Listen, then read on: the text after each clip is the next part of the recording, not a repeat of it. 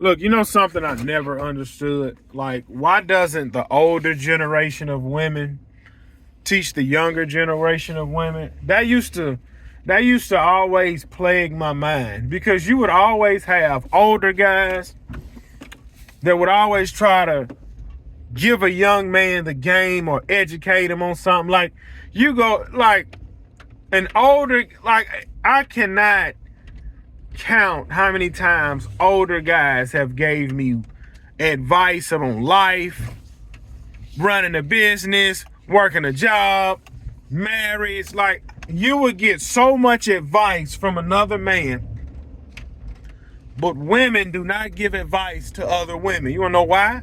Because a lot of them are hard-headed and rebellious. I'm gonna say it again. A lot of them are hard-headed and rebellious. Now, two of my daughters are hard-headed. All right, and I'm working that out. I'm working that out. All right. Now, again, like I told y'all, I have 3 sisters, a mother, I have a wife, and I have 5 daughters, and I have a bunch of women in my family. A lot of women are hard-headed, and this is why the older generation of women don't teach the younger generation of women. That's something that don't exist in this generation. And look, check this out. Women don't, married women now, well, women in general do not understand how much power that they really have. They don't understand it. A woman have the ability to build a man up, motivate him to go be great. Again, you got 2 types of men. You got one type of man, he ain't gonna be nothing without his woman. And you got the type of man, he gonna be great with or without you. If a woman got a man that's gonna be great with or without you, just build them up to be even greater. Don't bring the nagging, the complaining, the crying, the whining. Like, I don't understand this. I was talking to my mother the other day, right? And she was saying, I don't know how we got on this subject about towels. She was like, well, I like my towels folded a certain way. I said, Mom, let me ask you something. What does it matter how the towel is folded?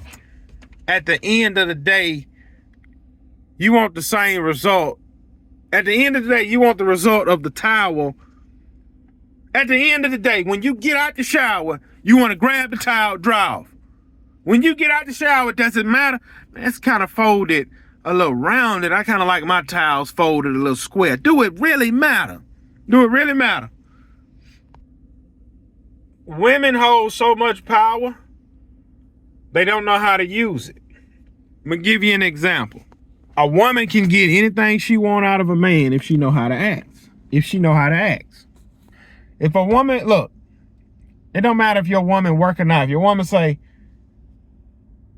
if a woman want to get her hair and her nails done, right? And she be like, she come to her man, hey, look, in about 2 weeks, I want to see if I can get my hair and nails done. He be like, all right, cool. All right. Let's say in 2 weeks, something happened where he just don't have the money. All right. Now, you don't know he don't have the money. Hey, you still gonna get my hair and nails done? Maybe I had to put 2 tires on the car. I just won't have it. Some women would be in a man, flip it. Some women would be in a crappy mood because they can't get their hair and nails done versus, baby, I can't. I just had 2 flats on my car. Oh, okay, that's fine. I just rescheduled an appointment and just let me know whenever you can get it done. Now, the man that got the woman that's gonna be in a crappy mood, he gonna be like, man, screw her. I ain't trying to get her hair and nails done anyway. She gonna act like that. Versus the man, when his woman say, oh, honey, don't worry about it. I just rescheduled the appointment. He gonna be like, man, I gotta get that money. Man, I'm not fixing to let my woman down. I got to go get that. I'm a fine. He gonna make a way. When a man come home from work, it's different. It's a different if he coming home to a loving woman. If a man coming home to a loving woman, he pulling that vehicle up, he getting out his car immediately, going in the house to see that loving woman. If he know he walking in the house with an attitude, he gonna sit in the car for 30 minutes. He gonna sit in the car for 30 minutes before he go in the house. Bruh, I just left. Look, I went to the gas station, right, to get gas. I needed a gas receipt. They don't get a gas receipt at the park. I need a write-off. So I go up and down. All right. Woman standing behind the counter. It was a woman in front of me. I'm like, man, I just need a receipt. She said, hey, she said, the woman that was standing in front of me, she went inside. She said, hey, I just tried to pump gas and y'all took $100 off of my card, but I didn't get the gas. The lady was like, yeah, they do a hold on the card because blah, blah, blah, blah. Well, all I had was $100 on my account. Now I can't get gas because y'all already took 100, blah, blah, blah. This woman want to go back and forth with the lady that's telling her, hey, yeah, look, this the problem. Like, we couldn't. So that lady went outside. Her husband was the one, I don't know if her husband or boyfriend, he tried to pump the gas. Let's go. He said, what's wrong? I don't want to talk about it. Get in the car and let's go. Do you really think, I'm going to be honest, if I was that man, flip that. I would walk home. Leave without me. Some men really live with miserable women. Some men really live with miserable women. And it's like, I don't know. See, some women will grind a man down till he would hate the fact that when some men jump in relationships with women, they get married. They can't get out because the average working Joe, he can't afford to just pack his bags and go get an apartment. Him and his woman 9 times out of 10 is splitting the bills. He can't afford to leave and she can't afford to leave, and they both are miserable. And he would live with a nagging, complaining woman. What some women don't understand, when they get in that mood, nagging and complaining and crying about nothing, it's a turnoff. It's really a turnoff. Look, I remember early on in my marriage, right? You know, once you marry a person, you kind of learn a person, and then you do what you call pick your battles, right? I remember early in my marriage, I came home from work. All right, now I could already tell my woman was in a crappy mood. All right.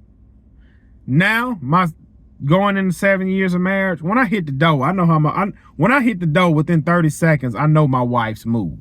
I know what mood she in, right? All right. So this day I had hit the door. All right, man, I'm talking about, you go to the shipyard, you sweat all day in the shipyard. You come home, jump in your lawn truck, you go sweat all day on somebody's property. I hit the door. She was already hot with the kids. I forgot what I said. She had got a straight. It was a smart remark.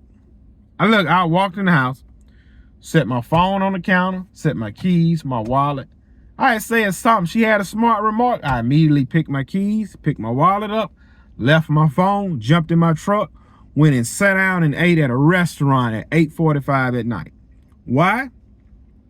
I will protect my peace. My peace of mind is worth everything to me. I'm going to say it again. My peace of mind is worth everything to me. Nothing beats that. I went and sat down, ate at the restaurant, went back home. Boy, look, listen, I didn't care what mood she was in. I wanted to make sure my peace of mind was secure. And when I got home, she said, you want to talk about it?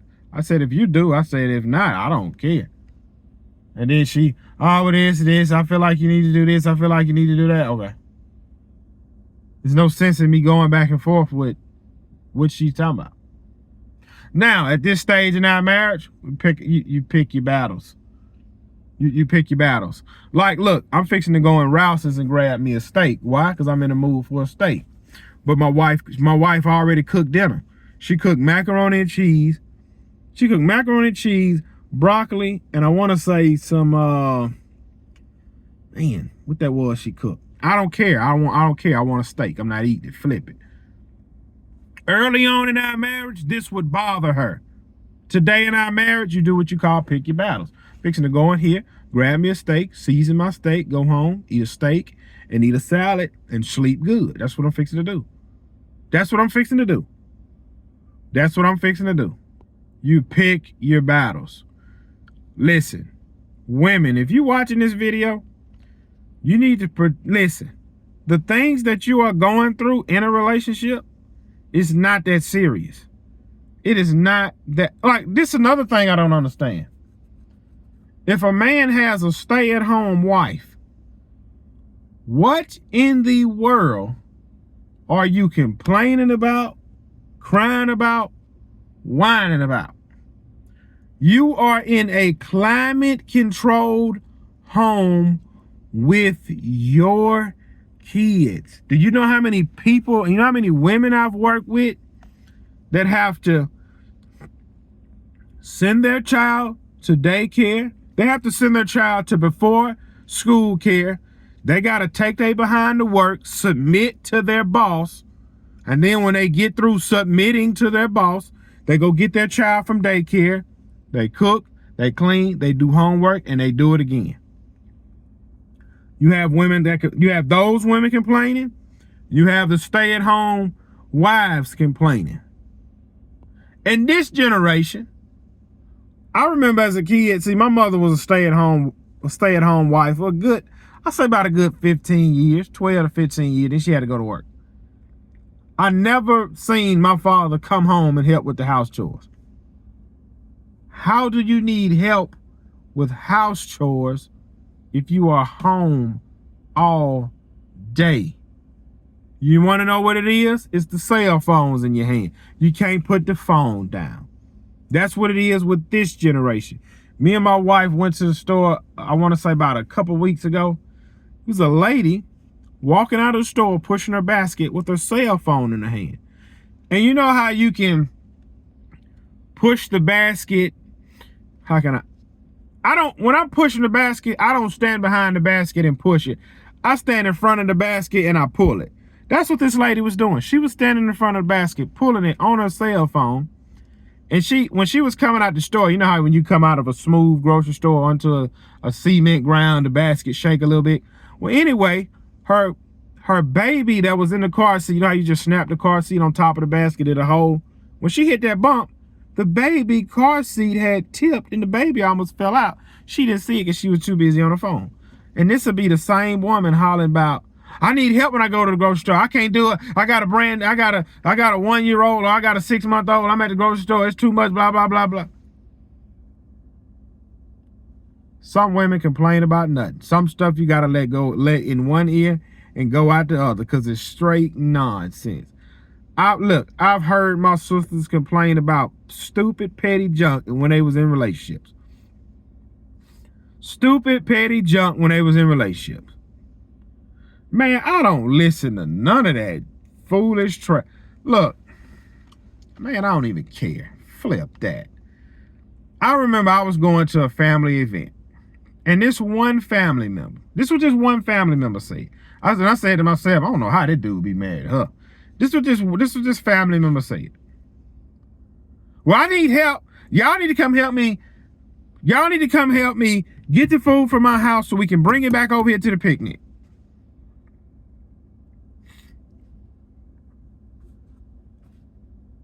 Three people went to this lady's house. Three people went to this lady's house. And my pole living behind was riding with somebody else. And when we pulled up at that lady's house, it was 3 pans of chicken. I said, man, that's it? Yeah, that's it. I said, she couldn't get 3 pans of chicken? She made a commotion about 3 pans of chicken. Another family member. We all sitting around, whoop the whoop, whoop the whoop. We all sitting around. One family member asked this woman something. No, one family member, let's just use a name, Shelly. Yeah, I think Shelly said she about to go get some ice. Oh, Shelly going to get some ice? If y'all got something to say to me, y'all can say to me. Don't say Shelly nothing, Shelly this, Shelly that. Oh, no, he said you were going to get some ice. Yeah, I'm going to get some ice and what? Like, who wanna be around a woman like that? Who wanna be around a complaining woman like that? Crying about nothing. Nothing. Like, look, I'm gonna be honest. And women get worked up about nothing. If I just get done sweeping and mopping the floor and one of my kids run in the kitchen and spill juice over the floor, Guess what I'm gonna do? I'm gonna say, hey, get a towel, clean it up. I'm not gonna be, every time I clean up, y'all got to. Look, nobody wants to be.